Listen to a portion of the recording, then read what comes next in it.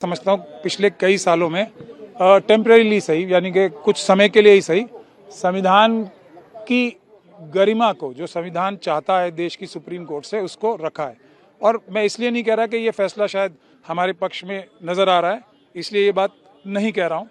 हमारे पक्ष में ये इसलिए नज़र आ रहा है कि गैरकानूनी तरीके से हर मस्जिद को, हज़ारों मस्जिदों को मंदिर बताने की कोशिश हो रही थी, तो इसलिए थोड़ा बहुत हमारे पक्ष में नज़र आ रहा है। लेकिन कोर्ट ने जो रीज़न दिया है इसका, वो ये दिया है कि जब एक किसी इशू के बारे में आप स्वयं ही चैलेंज कर रहे हो कि ये इशू जो है इस पे सुप्रीम कोर्ट डिसाइड करे, तो निचली अदालतें उस इशू पे कैसे डिसीजन कोई दे सकती हैं। तो इस वजह से जब तक सुप्रीम कोर्ट में ये डिसीजन नहीं होता, हमें नीचे के सारे काम, सर्वे का काम, जो इंटरिम ऑर्डर्स भी पास नहीं करेगा कोई, और नया कोई केस भी डाल नहीं पाएगा जब तक ये फैसला नहीं हो जाता। अब नया केस डालने से रोक के बारे में भी मेरे ख्याल से क्लैरिफिकेशन मुझे करना चाहिए, और वो क्लैरिफिकेशन ये है कि प्लेसेस ऑफ वर्शिप एक्ट ये मना ही करता है पूरी तरीके से कि कोई भी किसी केस में भी इन केसेस में अदालत में जा ही नहीं सकता, कोई कोर्ट ऑर्डर पास नहीं करेगा। तो सुप्रीम कोर्ट का ये ऑर्डर फेयर है कि जब मना ही है, अब सही या गलत तो सुप्रीम कोर्ट फैसला करेगी ना। इसीलिए हम लोग तो ज़्यादा खुश नहीं है इससे, लेकिन अभी टेम्परेरी राहत मिली है, लेकिन अभी इसमें बहुत संघर्ष जारी है। और ये एक बात मैं और कह दूं कि जब ये इतने सालों से सो ही रहे थे, तो अभी कौन सा तूफान टूट जाएगा, कुछ दिन रुक जाए। तो पर आज एक और जो महत्वपूर्ण बात ये हुई है कि मैंने तो शायद सुना है, पता नहीं सही सुना है या गलत सुना है, जो हमारा विरोधी पक्ष है उसने जैन साहब को अपना वकील बनाया, नोडल वकील प्रपोज किया है। तो एक बात तो तय हो गई कि जैन साहब जो हैं उस पक्ष के सबसे धुरंधर वकील हैं, एक बात तो ये तय हो गई। दूसरी बात ये तय हो गई, जो मैंने अगर सुना है, सही सुना है, तो तुषार मेहता साहब ने भी उनका नाम प्रपोज किया था। तो ये दोनों इंटरेस्टिंग चीज अभी हुई हैं आज। प्लेसेज ऑफ वर्शिप एक्ट में जो हिंदू पक्ष का भी पिटीशन था, जो सेक्शन 3 और 4 है, उसको ultra vires of the constitution declare किया जाए, जबकि मुस्लिम पक्ष का पिटीशन था कि प्लेसेज ऑफ वर्शिप एक्ट के सेक्शन 3 और 4 को इम्प्लीमेंट किया जाए। आज माननीय सर्वोच्च न्यायालय में दोनों पक्ष की दलीलें आई। माननीय सर्वोच्च न्यायालय ने आज के अपने आदेश में कहा है कि इस सारे मामले की सुनवाई अगली तारीख पर होगी, लेकिन उन्होंने एक आज आदेश पारित किया कि नए सूट रजिस्टर नहीं किए जाएंगे जहां प्लेसेज ऑफ वर्शिप एक्ट का मामला इन्वॉल्व होता हो। दूसरा, उन्होंने यह भी कहा कि जो सूट रजिस्टर हो गया है वो सूट तो चलेगी, लेकिन जब तक ये मामला सुप्रीम कोर्ट में पेंडिंग है, कोई इंटरिम ऑर्डर, कोई अदालत जहां ये सूट पेंडिंग है, जो मुस्लिम पक्ष ने कहा 18 सूट टोटल पेंडिंग है, उसमें कोई इंटरिम ऑर्डर पास नहीं किया जाएगा जब तक section places of worship act का मामला इस कोर्ट में विचाराधीन है। सर, सर्वे को लेकर सुप्रीम कोर्ट ने कुछ कहा है क्या? सर्वे का भी कहा है कि कोई सर्वे का ऑर्डर अभी जब तक ये मैटर पेंडिंग है, यहाँ कोई अदालत पास नहीं करेगी। माननीय सुप्रीम कोर्ट ने दोनों पक्षों को सुना है। अपोजिट साइड का ये कहना था कि जो देश भर में करीब 18 ऐसे स्थान हैं जहां सर्वे का ऑर्डर हुआ है, उसको रोक दिया जाए। हमने कहा है कि इसको रोकना नहीं चाहिए, क्योंकि ये place of worship act religious character की बात करता है, और रिलीजियस कैरेक्टर देख के पता नहीं चल सकता। जैसे मुझे कोई देख के नहीं बता सकता कि मैं वकील हूं, कि डॉक्टर हूं, कि इंजीनियर हूं, उसके लिए सर्वे करना पड़ेगा। मुझे कोई ये नहीं देख के बता सकता कि मैं हिंदू हूं, कि जैन हूं, कि बौद्ध हूं, कि सिख हूं या ईसाई हूं, उसके लिए भी सर्वे करना पड़ेगा। वैसे ही कोई ढांचा देख के नहीं बता सकता कि वो मंदिर है कि मस्जिद है, इसके लिए सर्वे करना जरूरी है। दूसरा, हमने ये भी कहा है, चूंकि जिन 18 स्थानों पे सर्वे का ऑर्डर हुआ है उसके पक्षकार सुप्रीम कोर्ट में नहीं आए हैं, इसलिए माननीय सुप्रीम कोर्ट को स्टे नहीं करना चाहिए। आदेश क्या आएगा उसकी प्रतीक्षा कर रहे हैं। आदेश अभी लिखा नहीं, चूंकि ओपन कोर्ट में कोई आदेश लिखा नहीं गया है, कोर्ट आदेश बाद में आएगा, तो देखेंगे क्या आदेश आता है। हमारा ये कहना है, बाबर, हुमायूं, तुगलक, गजनी, गोरी के इल्लीगल काम को लीगलाइज करने के लिए कानून नहीं बन सकता है।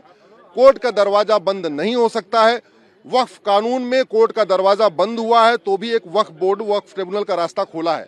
आर्बिट्रेशन कानून में कोर्ट का दरवाजा बंद किया है तो भी एक आर्बिट्रेशन का रास्ता दिया है। ये कानून ना आर्बिट्रेशन का रास्ता दे रहा है, न कोर्ट जाने का रास्ता दे रहा है, कोर्ट का दरवाजा भी बंद कर रहा है। ये पूरी तरीके से भारत के संविधान के खिलाफ है।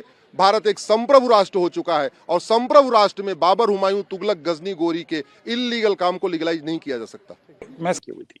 Please correct me if I am wrong, Sinha साहब। उसमें एक लाइन लिखी हुई थी कि this court can not entertain claims that stem from the actions of the Mughal rulers against Hindu places of worship in court of law today. ये राम मंदिर के जजमेंट के पैराग्राफ 997 पे लिखा हुआ था। दूसरा लिखा हुआ था कि for any person who seek solace और recourse against the actions of any number of ancient rulers the law is not the answer. तो मुझे लगता है कि अगर राम मंदिर के जजमेंट के ये 2-3 पॉइंट्स आदमी पढ़ ले तो फिर ना तो हमको 1991 के एक्ट की जरूरत पड़ेगी, ना 3 और 3000 की जरूरत पड़ेगी, उसमें ही क्लियरली लिखा हुआ है। लेकिन आशुतोष जी, प्रॉब्लम कुछ और है यहाँ पर। प्रॉब्लम यह है कि जो कहानी मोहन भागवत जी के स्टेटमेंट से शुरू हुई कि हर मस्जिद में शिवलिंग नहीं ढूंढना है, और अब जाकर के रुकी है कि एक जुडिशियल पैनल बना हुआ है जो कि ये इन्वेस्टिगेट करेगा कि संभल में 4 या 5 नौजवानों की हत्या हुई, वो कैसे हुई। इसके पीछे की अगर आप राजनीति, जो मेरा मानना है, अगर आप देखिएगा, आप क्रोनोलॉजी देखिए संभल की, के उपचुनाव से पहले बहराइच और उसके बाद में संभल, मतलब उत्तर प्रदेश के उपचुनाव के में पूरब से लेकर के पश्चिम तक सब कुछ कवर कर लिया गया। 19 तारीख को सर्वे भी हुआ, कोर्ट का ऑर्डर था, क्यों था, कैसे था, अच्छा था, बुरा था, उस पर हम लोग बहुत चर्चा कर चुके हैं। लेकिन 19 तारीख को सब कुछ शांतिपूर्ण तरीके से हो गया था।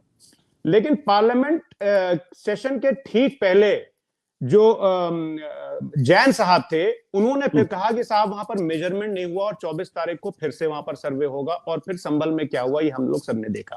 प्रॉब्लम कहां है आशुतोष जी? प्रॉब्लम वहां है कि अगर कानून बनते हैं, उन कानून को हम कितना एक्सेप्ट करते हैं, और हमको एक्सेप्ट करना चाहिए। लेकिन अगर हम एक्सेप्ट, और अगर कोई बहुत टॉल फिगर उसको एक्सेप्ट नहीं करती है तो जनता उसको कैसे लेती है? जैसे बहुत ही लर्नेड लॉयर्स बैठे हुए हैं, केशवानंद भारती केस का जो केस था, उसमें जो एक बेसिक स्ट्रक्चर ऑफ कॉन्स्टिट्यूशन का जो तस्वुर आया था वो सबको पता है।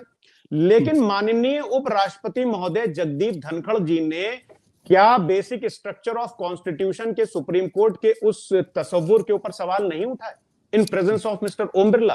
तो जब इस देश के महामहिम उपराष्ट्रपति महोदय सुप्रीम कोर्ट के किसी जजमेंट पर सवाल उठाएंगे तो जनता उससे क्या वो लेगी आशुतोष जी? दूसरी बात यह है कि मुझे जो लगता है, मैं तो एक पॉलिटिकल आदमी हूं, मैं कोई प्रैक्टिसिंग लॉयर नहीं हूं। अभी एक बात हो रही थी अजमेर की। अजमेर दरगाह के बाद अब 2.5 दिन का झोपड़ा पर भी एक मंदिर मस्जिद का कुछ दावा आया है। अगर आप इसकी गहराई पर जाइएगा तो ये क्यों हो रहा है आशुतोष जी? अगर आप देखिए कि पिछले 1 महीने से लगभग हम लोग संभल की मस्जिद, अजमेर की दरगाह और तमाम चीजों पर डिस्कशन कर रहे हैं। क्या किसी ने द हिंदू में ये खबर छपी है, आरबीआई की ये सर्वे आया है, क्या किसी मीडिया चैनल ने इसको डिस्कस किया? नजर तक नहीं गई होगी कि इस आरबीआई के सर्वे में क्या लिखा हुआ है। आशुतोष जी, ये द हिंदू में कल छपा है, आपने जरूर पढ़ा होगा। मेरी आपसे रिक्वेस्ट है कि आप इसको पढ़िएगा। इसके हिसाब से देश के 95% लोग कहते हैं कि देश में पिछले साल के मुकाबले में से जबरदस्त प्राइस राइज हो रहा है।